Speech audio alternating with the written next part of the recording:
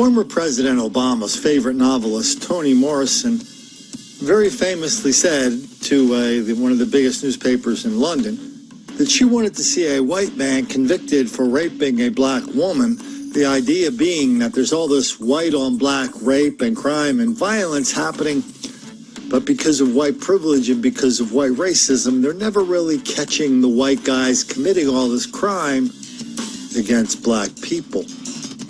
Well, the reason they don't catch them, the reason we don't read about it, the reason we don't see videos about it is because it doesn't happen. But what does happen here, what we document day after day after day, and with videos, is black on white old woman violence. And sometimes not just robbery, sometimes rape, sometimes murder, wildly out of proportion, just like this story. An 89-year-old woman continuing to fight for her life tonight, attacked and robbed while walking into church. Good evening. It is great to have you with us tonight. I'm Jack Royer. As we begin this evening with CBS 42 News reporter Michael Clark, live outside UAB Hospital right now after speaking with her family. Michael, good evening.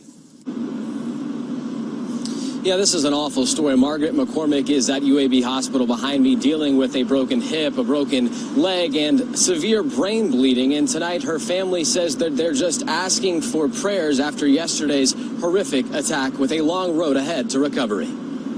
She didn't deserve this.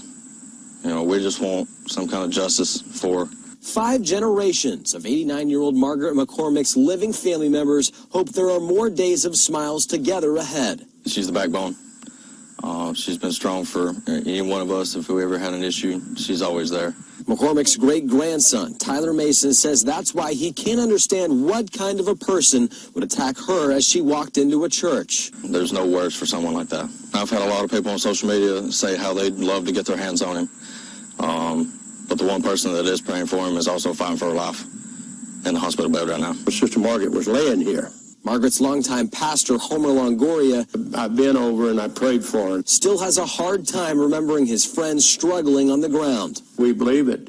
You know, I'm a shepherd of this flock and this sheep, you know, and I got one laying there, you know. Hey, you know, and I broke up. So tonight, when he hits his knees, Longoria knows he'll be praying for Margaret as he works to forgive whoever's responsible. There has to be another spirit to motivate somebody that has no respect for church, you know, have no respect for God, and have no respect for an elder person. Family members are offering a reward for information. A Facebook post was shared more than 1,000 times. And tonight, while loved ones remain by Margaret's side, they're comforted by the support from the community. I would like for her to know how loved she is. You know, I'd like for her to see, you know, all the shares and the comments, the messages on Facebook.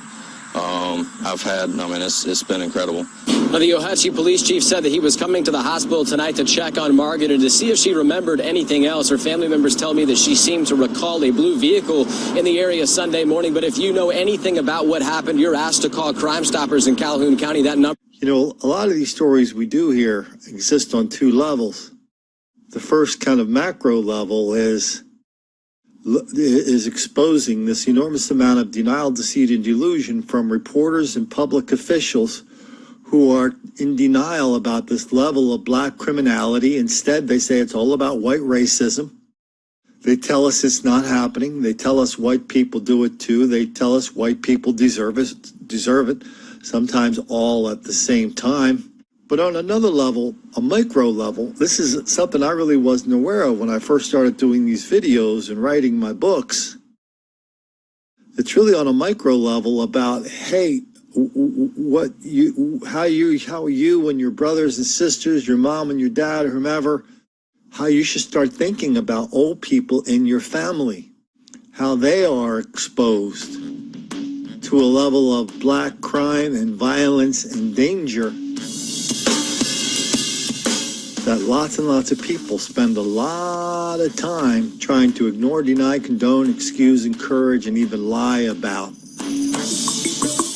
The people we count on to connect the dots, to issue the alarm. They're like Paul Revere, riding through the countryside going, "Don't worry about a thing. Nothing's happening here."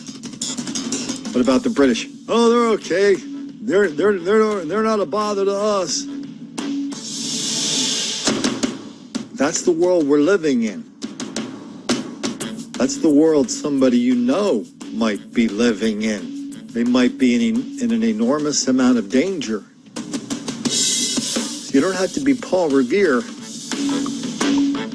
But when it comes to your family and your loved ones, you do have to let people know what's going on, even if that does make a few black kids angry.